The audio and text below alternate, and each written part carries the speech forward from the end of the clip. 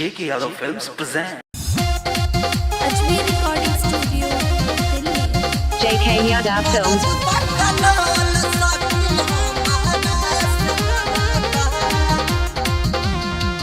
रहे रतिया में पिके उमलंग रे लागे तू रही सखी मोरा लंग रे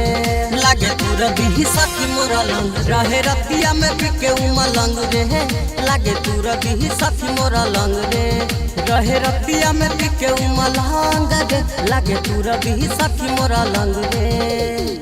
नसे नसे दर्द साखी नसे नसे दर्द साखी देहिया से झरता मरद बाकलोल मुआना हो महारास लड़ता मरद बाकलोल सखी हो महारास लड़ता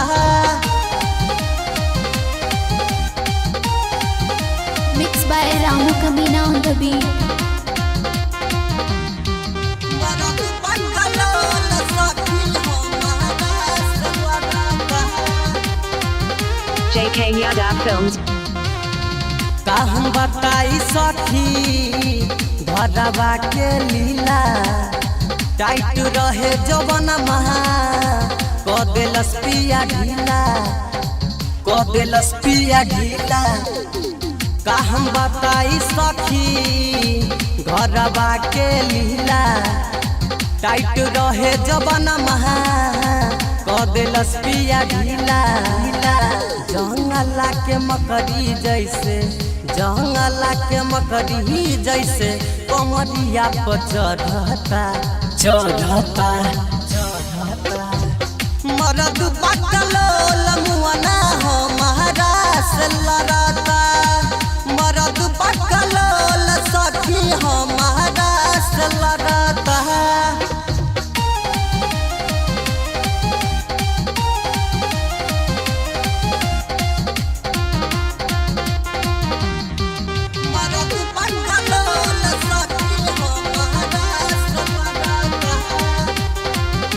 JK Yadav Films.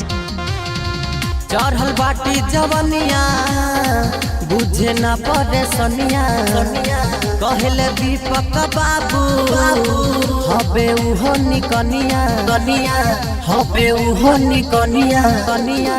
चढ़ल बाटी जवनिया बुझे न पड़े सनिया कनिया कहले सुनिल बाबू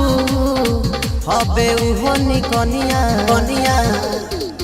ओ पिंदर अलबेला बिना ओ पिंदर अलबेला बिना जबनिया ही कह रहता मरद बाकलोल मुआना हो महारास लड़ता मरद बाकलोल सखी हो महारास लड़ता रहे रतिया में पिके उमलंग रे लागे तू रही सखी मोरा लंग रे रहे रतिया में पिके उमलंग रे लागे तू रही सखी मोरा लंग रे नसे नसे दर्द साखी नसे नसे दर्द साखी देहिया से झरता मरद बाकलोल मुआना हो महारास लड़ता मरद बाकलोल सखी हो महारास लड़ता JK Yadav Films.